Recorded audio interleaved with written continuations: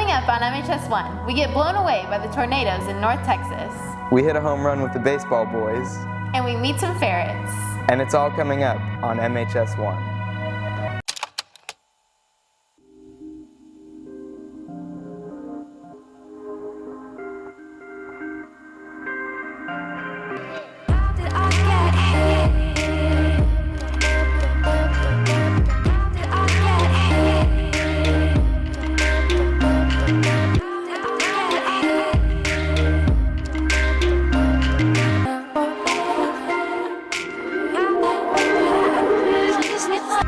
Good morning, McKinney High School. Today is April 25th. I'm Mallory Hauser. And I'm Patrick Duran, and you're watching MHS1. Tornado season has arrived. Here's Fulton with some tips on how to remain safe during a twister.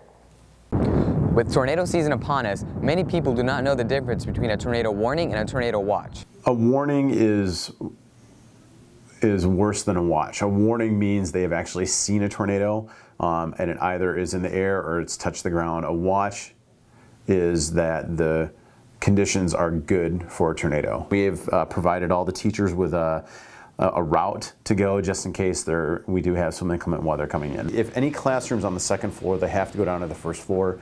We also need to get students into an interior room. So if you happen to be on E Hall, there's a couple of rooms if you're walking down E Hall on the right hand side, that's interior.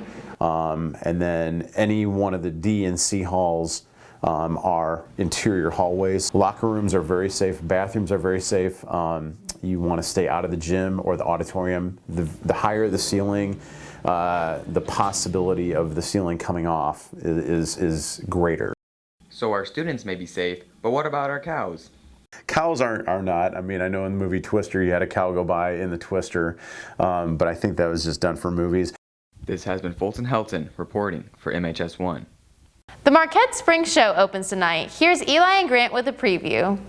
The Spring Show is the show we put on every year around this time, and it basically just shows off everything we've done throughout the year, everything we've worked on, and it's just a tradition. The theme is home, and it basically is just everything that has to do with like McKinney High, it has to do with school, like family. It's just everything centered around home. We have our drill team dances, and that consists of the team dances and the elite dances, which is kind of like an upper technical dance. And we have our officer dances, and we have our kick company, which is just kicking, and our kick routines. The best part of the show is definitely actually performing it for people on Friday and Saturday night, because all of our hard work is paid off and we get to just show everybody what we've been doing. It is this Friday and Saturday, April 25th and 26th. It costs $7 for students and $10 for adults, and $15 at the door for adults, and it is in the auditorium. This has been Aaron Cogwell and Eli J. reporting for MHS1. People should come to the show because it's going to be amazing, and we are going to rock your socks off. Now here's Christian Snyder with sports. Thanks, Mallory. The baseball season is about to wrap up. The varsity team plays Allen in their final game tonight at 7:30. Here's Ben and Hannah with a recap of the season. The McKinney Lions baseball team has struggled to meet the challenge of replacing 8 starters, but they've remained optimistic going into each game. Coming into it, we knew it was going to be difficult. From a success standpoint, a win standpoint, not what we would have wanted, but you know, I can say this for our guys: they've kept their heads up. They've worked hard every day. It's not a district where you can afford to make mistakes. It's almost impossible to overcome those, and those are growing pains. Well, we started off pretty well, and then we had a few of our key players get injured. That was definitely something we had to overcome. Didn't exactly go the way we planned, so we had a sort of down season. But overall, we had fun. Last Friday, the baseball team won their first game of the season against Plano East. You come so close so many times, and you know, as a coach, it's just gratifying to see them finally, you know, see the results of that hard work.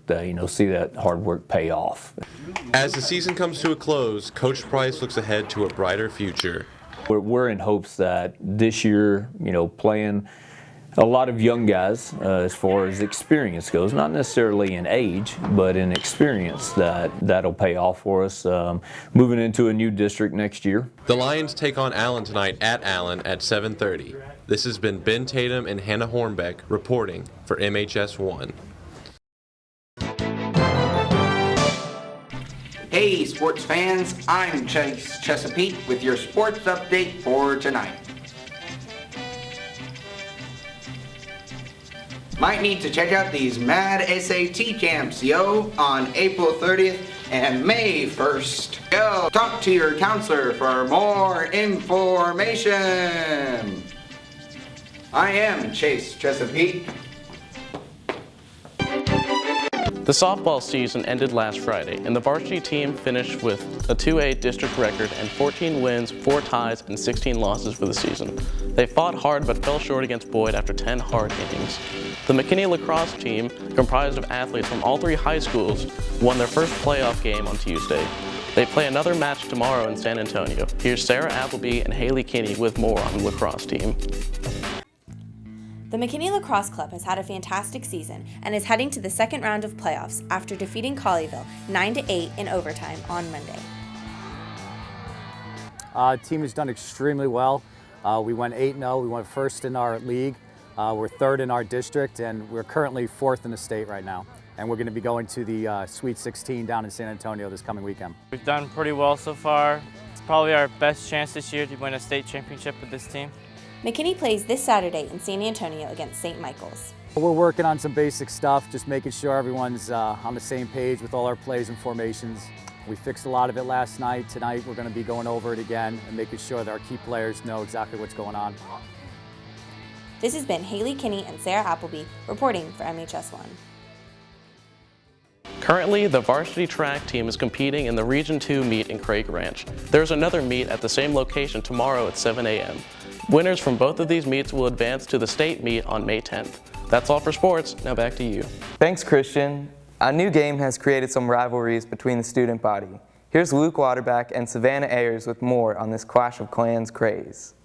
A hit game has gripped students of McKinney High School to pull out their phones and head to the App Store. Clash of Clans is the best app that I've ever downloaded onto my phone, and you go attack other people around the world in their villages, you raid their villages.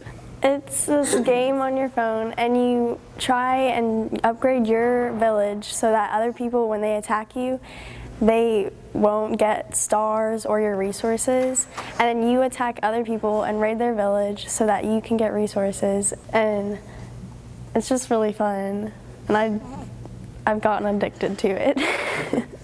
Students tell how they were first introduced to this life-changing game.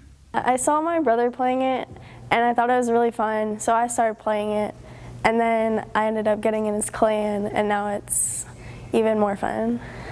Really, I got started playing Clash of Clans just to get my mind away from everything else, just because it's a pretty mindless game that does involve some strategy, but you could put it aside and do it in short spurts. So it's not too time-consuming, you just go at your own pace. Clash of Clans features online gaming, which can create new bonds between students. I started a clan here with a bunch of the soccer team and then a bunch of seniors. And then my sister's a freshman, she's in it. And then my dad.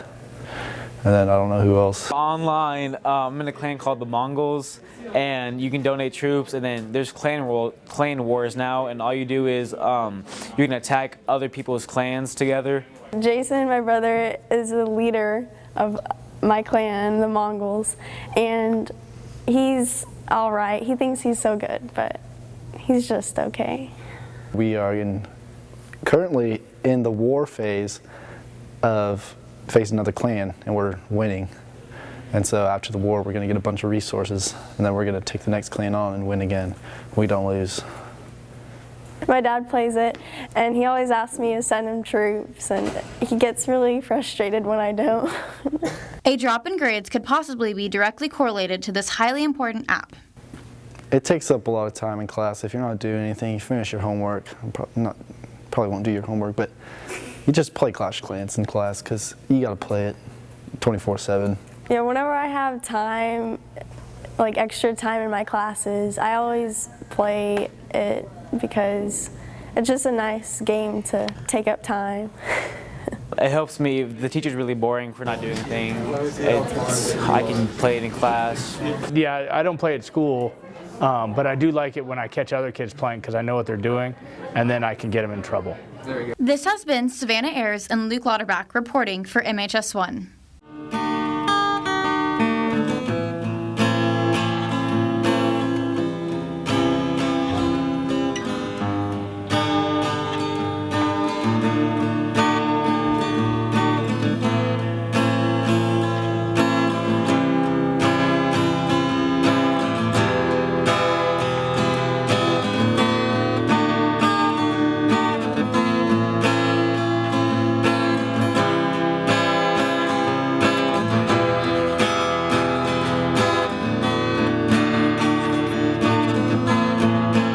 Hey Mallory, do you ever get a craving for some delicious pie? Don't even get me started. I love pie. Then you should check out Emporium Pies. Here's Lily with more. Emporium Pies, one of downtown McKinney's newest attractions, is bringing a new type of baked goods to the square. Emporium Pies started because I decided that I wanted to have a job where I could work for myself and create an environment where everybody enjoyed their job, and I enjoyed my job, and people were positively affected by that. So at first, I didn't really know what I was going to do, and I started doing some research, and it turns out that pie is a really difficult craft, and you have to actually be talented and have a lot of skill to make them, so it's a little bit more of a difficult business, and so it was really intriguing to me. So I decided I would open a pie shop, and then I told a friend that I was going to do that and that I needed a baker. And she introduced me to Mary, who's my business partner. And Mary and I sat down and just started talking about what it would be like maybe to open a pie shop, but we really had no clue at the time. And so we decided that we would do it, and we decided no matter what happened, we were gonna try to make it work. And 2 years later, we opened the store. And then a year after that, we opened our second store. All of Emporium's pies are made from original recipes, fresh, from scratch, in-house, with all natural ingredients, and no artificial preservatives, hydrogenated oils, dyes, or corn syrup. We also have coffee from Cultivar, which is located in Dallas. They roast all of their coffee behind their shop. We also have a full espresso bar, so you can make any coffee that you want. This has been Lily Pisano reporting for MHS1. When you don't get enough sleep, you don't wake up on time. When you don't wake up on time, you're late for your AP exam. When you're late for your AP exam, you don't get a good score. When you don't get a good score on your AP exam, you don't get into college. When you don't get into college, you don't get a good job. When you don't get a good job, well, you get the point. Don't go to bed late. Get some sleep. Hey Patrick, did you know there's a teacher at our school who has pet ferrets? As a matter of fact, I did. Here's Drew, Hannah, and Mallory with more on these interesting critters. Miss Smith has some interesting companions named Lilith and Ronald Weasley. In January of 2003, when Tommy was still alive, he was driving up White Avenue one afternoon in a sleet storm, and he saw this little animal go darting across the street, and it was a ferret. Tommy picked it up and put it in his jacket and drove over to PetSmart to ask, you know, if anybody turned in a lost ferret or anything like that, and she said no. She said, "Are you going to keep it?" And he says, "Well, it kind of depends on what my wife wants to do."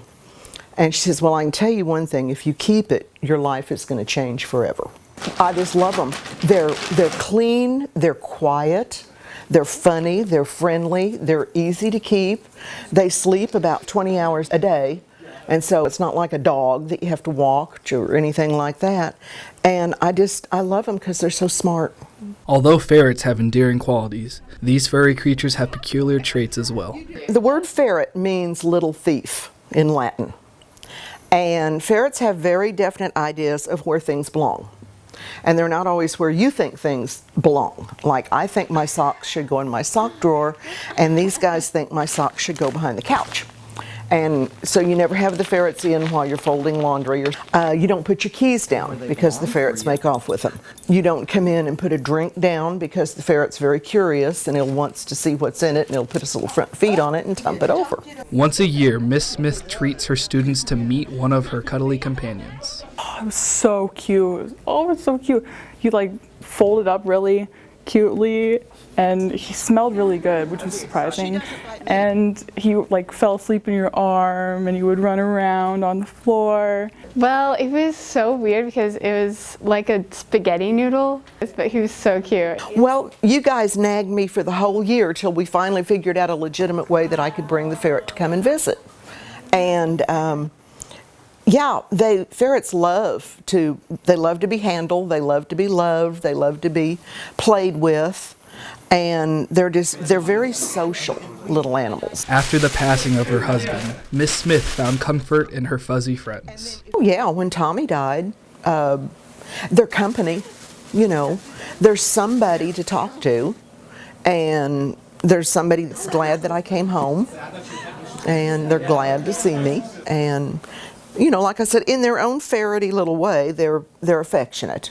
This has been Drew Armberger, Mallory Hauser, and Hannah Fisher reporting for MHS1. Well, that's all we have for you today. For more news, visit mainstreamnews.com. And remember, if it's news and it's at McKinney High School, it's MHS1.